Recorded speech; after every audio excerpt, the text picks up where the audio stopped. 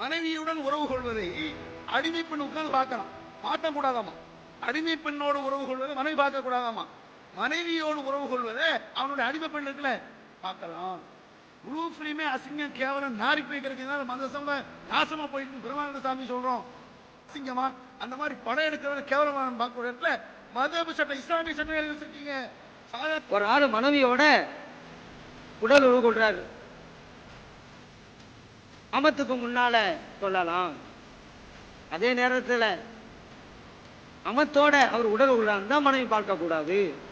அடுத்த ஆளோட உடல் உருண்டை எப்படிங்க பார்க்கலாம், ஆபாசம் இல்லையா அப்படின்னாங்க. சட்டம் நேரடியாக பார்க்கறது இல்லை, முறை தெரிக்கணும். மனைவியுடன் உறவு கொள்வதை அடிமை பெண் உட்கார்ந்து பார்க்கலாம், மாற்றம் கூடாதாமா. அடிமை பெண்ணோடு உறவு கொள்வதை மனைவி பார்க்க கூடாதாமா. மனைவியோடு உறவு கொள்வதை அவனுடைய அடிமை பெண் இருக்குல்ல பார்க்கலாம். ப்ளூ பிலிமே அசிங்கம் கேவலம் நாரி போய் கிடைக்கிறதுனால மனித சமுதாயம் நாசமா போயிட்டு பிரமானந்த சாமி சொல்றோம். பிரகாஷ் டாக்டர் பிரகாஷ் என்ன ஐக்கியத்தனமா நான் சொல்றோம். இந்த மாதிரி அடிமை பெண்ணு ப்ளூ பிலிம் கூட இல்ல, நேரடி பிலிம், நேரடி காட்சி. இவ்வளவு அடல் சூழ்நிலையை விட கேவலமா அசிங்கமா அந்த மாதிரி படம் எடுக்கிறவன கேவலமா பார்க்கக்கூடிய இடத்துல மதபு சட்டம் இஸ்லாமிய சட்டம் எழுதி வச்சிருக்கீங்க. சாதாரண எவனை எழுதுனா இது குப்பண்டு தள்ளிட்டு போயிருவோம். இஸ்லாம் சட்டம் நாங்க குப்பண்டு சொல்லுவோம், நீங்க பக்தியா செய்றீங்களே. அது குர்ஆன்ல இருந்து ஆதாரம் காட்டுங்க. கணவன் மனைவி, ஒரு ஆளு மனைவியோட உடல் உறவு கொள்றாரு, அமத்துக்கு முன்னால கொள்ளலாம். அதே நேரத்தில் அமத்தோட அவர் உடல் உருளான் மனைவி பார்க்க கூடாது. அடுத்த ஆளோட உடல் உருண்டை எப்படிங்க பார்க்கலாம், ஆபாசம் இல்லையா அப்படின்னாங்க. அங்க உடல் உறவு இருக்குதா, அதான் ஏற்கனவே சொன்னோம். எதையுமே புரியாம தான் அவங்க சொல்லிட்டு இருக்காங்கிறனாலதான் அவங்க கேட்டோம்.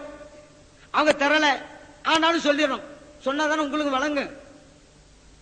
அது என்ன சட்டம் நேரடியாக பார்க்கறது இல்லை, முறை தெரிக்கணும். எப்படி கேட்டா, ஒரு வீட்டுல மனைவி இருக்கிறாங்க, அடிமை பெண் இருக்கிறாங்கன்னு வச்சுக்கிறோங்க. அடிமை பெண்ணை உறவு கொள்ளலாம், இது அந்த காலத்தில் இருந்த சட்டம். இந்த நேரத்தில் மனைவியும் அடிமை பெண்ணும் இருக்கின்ற போது உடலுறவு கொள்வதற்கு மனைவிக்கு முன்னால் அடிமை பெண்ணை அழைத்து செல்லக்கூடாது.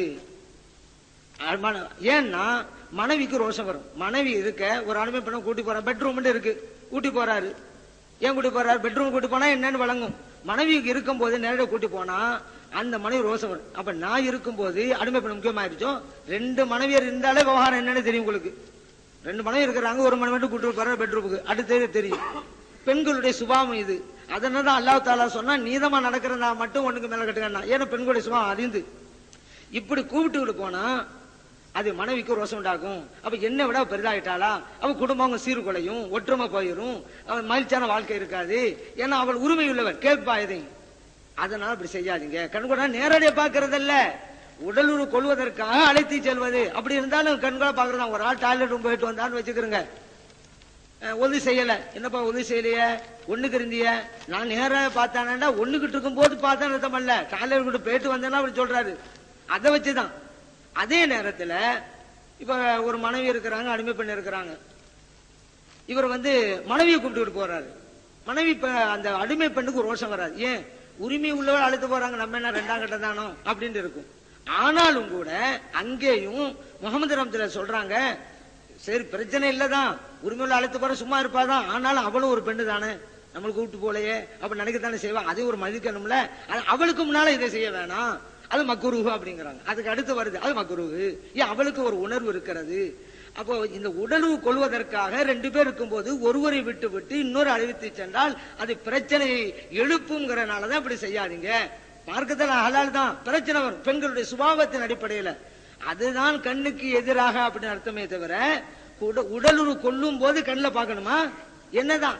நம்ம மதபடி சட்டம் தான் தெளிவா சொல்லுத,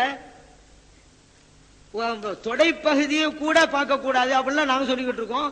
நீங்களாவது அவங்களா என்ன சொல்றாங்க, தொடையெல்லாம் பார்க்கலாம் அப்படிங்கிறாங்க. அதையும் பார்க்க கூடாது என்றெல்லாம் மதபு சொல்லுது. அப்படி இருக்கும் போது உடலுறவு கொள்ளும் போது பார்க்கலாம்னு எப்படி மதபு சொல்லும். கண்ணுக்கு எதிராக இப்படி அழைத்து செல்வது என்பது பெண்கள் சம்பந்தப்பட்ட உணர்வுகளுக்கு எதிரானது. மனைவி அங்கீகரிக்க மாட்டா, ரோஷம் இருக்கும், ஏன்னா உரிமை உள்ளவள் அப்படிங்கிறதுக்காண்டி. அதே நேரத்தில் மனைவி வேற வேலையா பார்த்துட்டு இருக்கிறாங்க, அடிமை பெண் இருக்கிறாங்க, அப்ப கூட்டிட்டு போட்டும், மருத அலர் தான். எதிரில சென்றா அது ஒரு உணர்வுக்கு பாதிப்பு ஏற்படுத்தும், மாற்றி செஞ்சா உணர்வுக்கு பாதிப்பு ஏற்படுத்தாது என்று இந்த பிரச்சனையை அணுவதற்கு தான் சொல்லப்பட்டதே தவிர அது 2 பேர் உடல் கொள்றாங்க, அது பார்த்துக்கிட்டே இருக்கலாம். அப்படியா? தொடைப்பகுதியை பார்க்க கூடாது மது சொல்லுமா, அதை எப்படி பார்க்க சொல்லும்? அப்படி நோக்கத்துலதான் எழுதப்பட்டிருக்குன்னு வச்சுக்கிறங்க. நீங்க எதுக்க தேவையில்லை, நாங்கள் முதலாவதாக எதிர்த்திருப்போம்.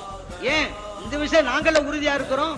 தொடைப்பகுதி கூட மறைக்கப்பட வேண்டிய பகுதி அப்படிங்கிற நாங்கள உறுதியா இருக்கிறோம். அந்த அர்த்தம் தான். அப்படின்னா நாங்க தான் முதலாவதாக எதிர்ப்போம். நீங்க அவங்க எல்லாம் எதுக்க தேவையில்லை. இதுதாங்க அர்த்தம். இது உலக சம்பந்தப்பட்ட விஷயத்துக்காக, மற்றொரு உணர்வுகளை மதிக்க வேண்டும் என்பதற்காக இப்படி சொல்லப்பட்டது.